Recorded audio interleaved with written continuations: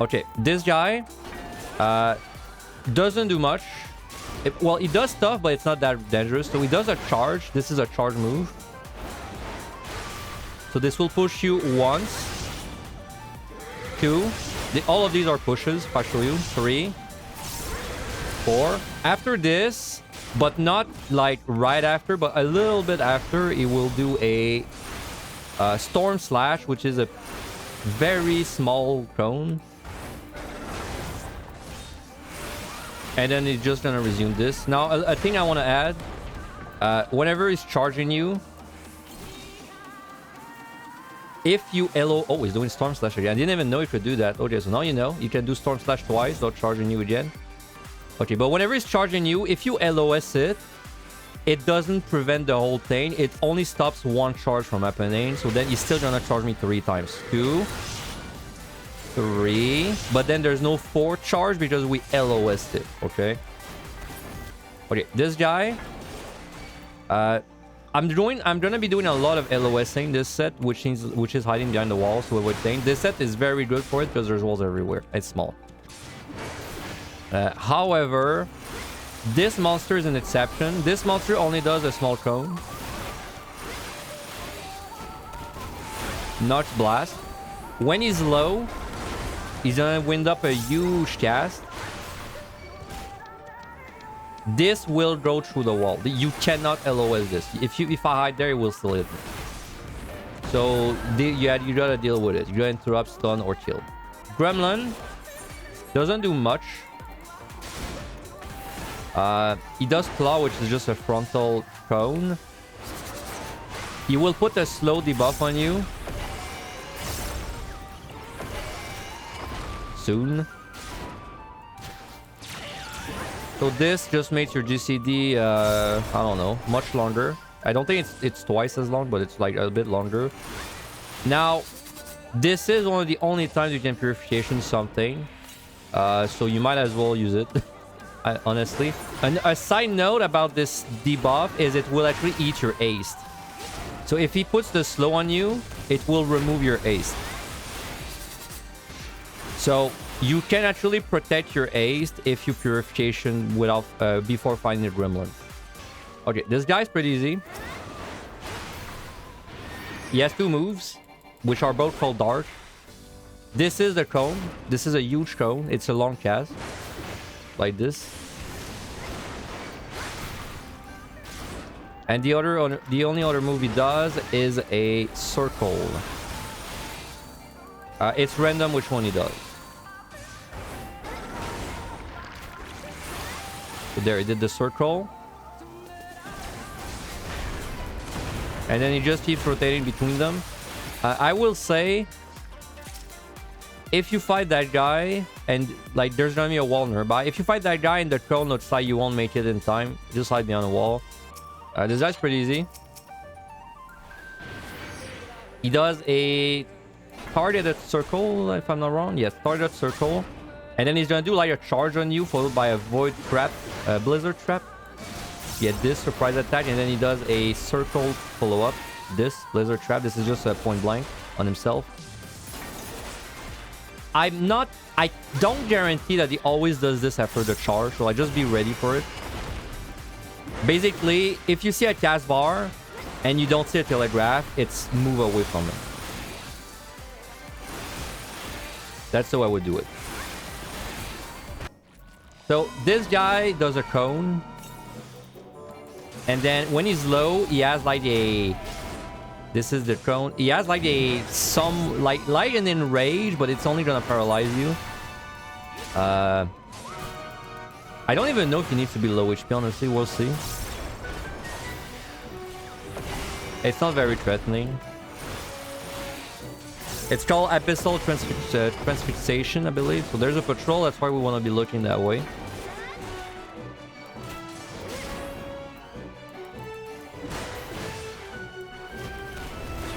Come on, do it. Okay, so there. This is a not an enrage. This is just a move like this, which if I did not shield would paralyze me. It would put a paralyzed debuff on me for 15 seconds. So this is technically purification value. but you could just also not deal with it, right? You could just stun him, interrupt it, etc.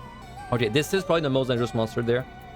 So I'll show you the mechanic of this monster, but then I'll show you what you should do all the time to not have to deal with it. So this, she does one thing. She does a marker on you when, if you tank it, don't do anything. Sheath your weapon, don't do anything. This is a pyretic effect. So this means if you move or attack or use commanders, you will die. Instantly, you can't survive it. So if you do anything, you're dead. Right? So I have to do nothing. Now, this is extremely dangerous because if any action will kill you, there's a way that is much easier to deal with. It's you just hide behind the wall every time, like this.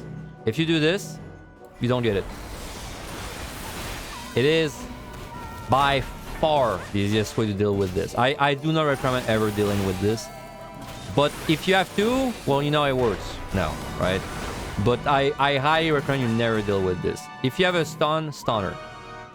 That's also an option.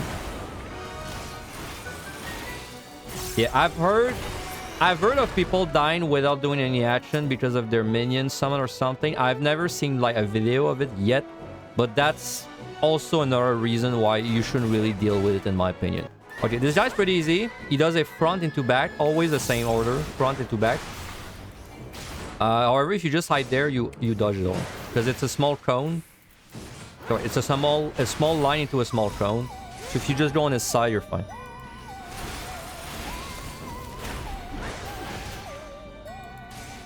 Now, I don't know if the cone is like, it's an off circle or it's a cone. It looks like a cone to me, but if you want to be sure, just be in front of the little arrow. But I'm pretty sure it's a cone. So you're probably fine just on this side. Very easy monster, this one. Does 2 moves. Does a AoE, well, a gaze. It's 360, don't look. Followed by a telegraph. And that's it. If you've done your Ricardos, he's exactly the same as the Mirror Knight. Same monster.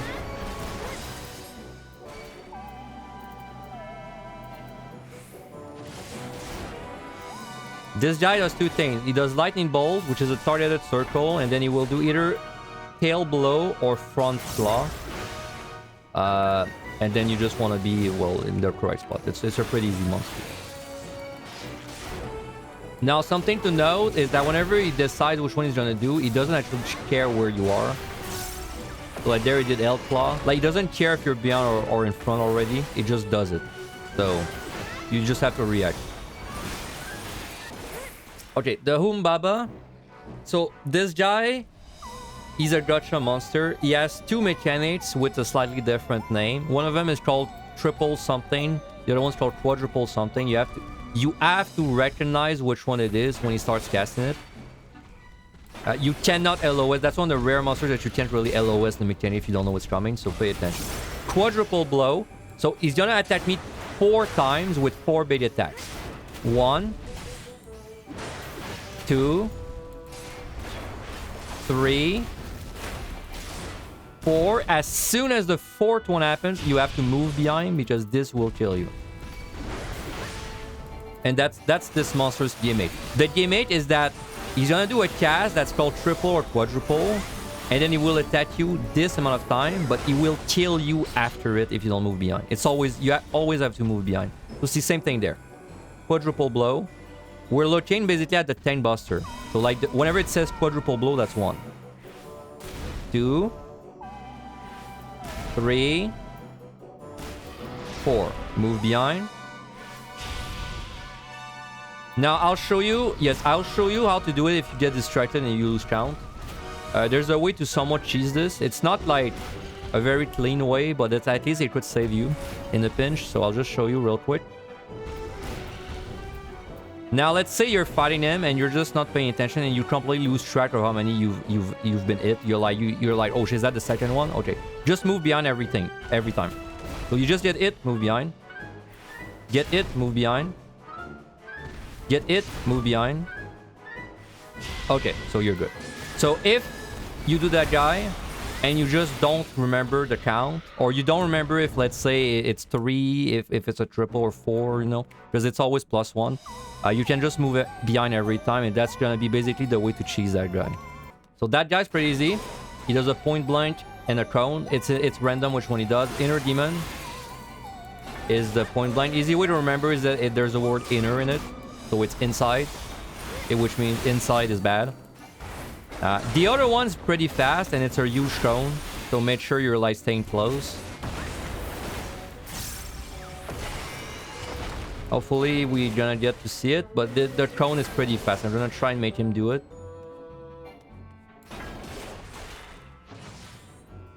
Maybe he's gonna like do it if I'm a little farther from him. I'm not sure.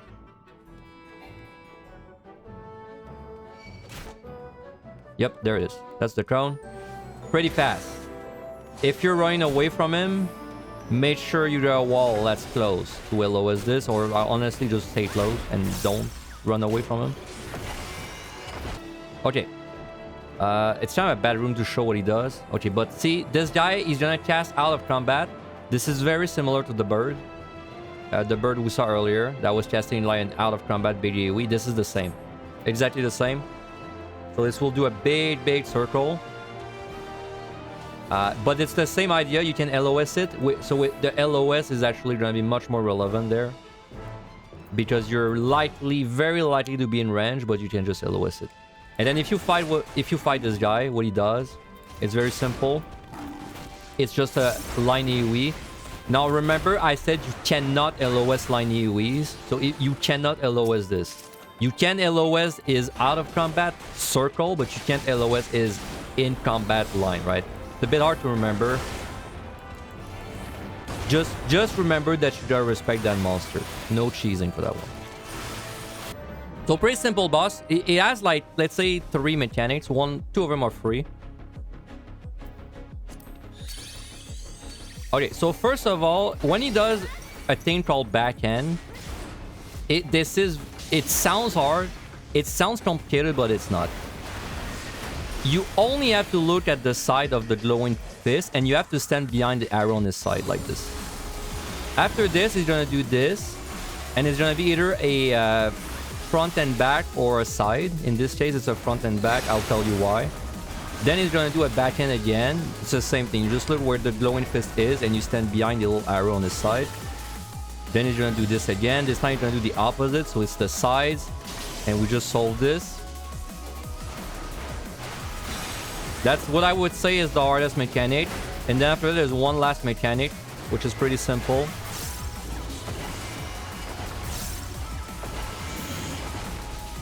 It's just a bunch of circles. He's gonna jump, and then the thing you want to do is you want to get to him and just be ready to get pushed. You could arms line this. If you can't make it to the boss, you can arms line there. Okay, let's get over the first mechanic again. So backhand, just look at the glowing fist. It's the arrow. So if he's casting twin winged, it's gonna be the side. If it's fore and in, it's the front and back. What you do, you just look at a quadrant. So I'm in the wrong place right there because it's twin winged, right? But you look at a quadrant, that's not where he's gonna do his thing. And then you just find a safe spot. So we did twin wing there. That means now he's not gonna do twin wing. So we just pick a quadrant and we just make sure that we're not facing any portal, like what I'm doing right now. So this is a safe spot. And that's how you solve that mechanic. It looks hard, but once you do it a few times, it's not that bad. You just have to recognize if he's doing front, back, or left, right. And then once you recognize it, you just have to basically look at one quadrant, because there's always a safe spot on each quadrant, and then you just find the square, right? By looking at the portals. We're gonna see that mechanic multiple times, don't worry.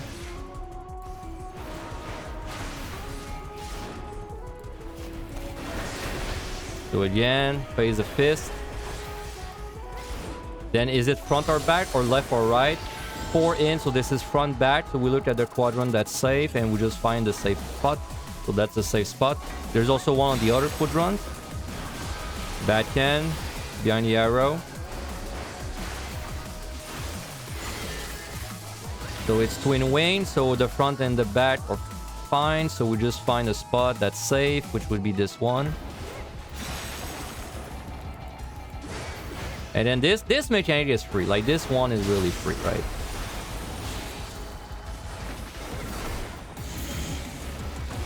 Just keep in mind he's gonna jump away, so it's not for uptime. I mean, whatever. And then if for some reason you wouldn't make it in time, you can arm's length and it won't push you. Well, I see I didn't get pushed, so if I was all the way back, I could prevent it like that.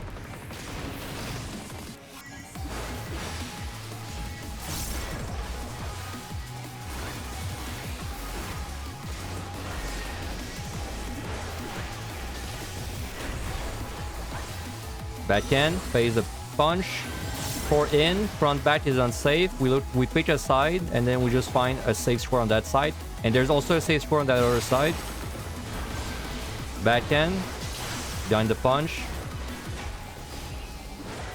He's always going to do the opposite, so there's going to do twin wing, so front and back are safe. We just find a spot, that's the spot, and there's one on the other side. So if you choose, like if I decided I was going to avoid it at the front, there would be a safe square. Now, thing of note, this does not guarantee a melee uptime. Like, there's not a melee uptime guaranteed safe spot, so don't like look for a square and then think that, oh, I'm gonna go for the melee uptime square. There's not a guaranteed one. That's not how it works. So just be warned.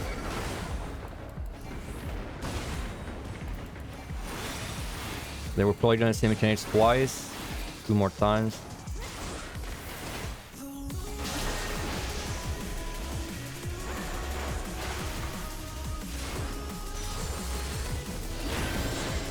So there, the twin is the safe spot. So we just find a safe square on either side.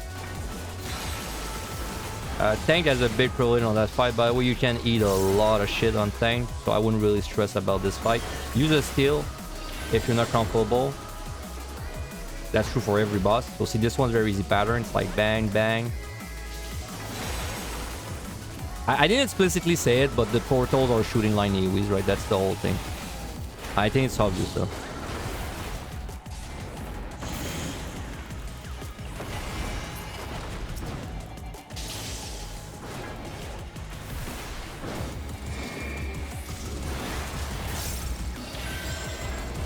Yeah, and he's gonna die probably during the next cycle.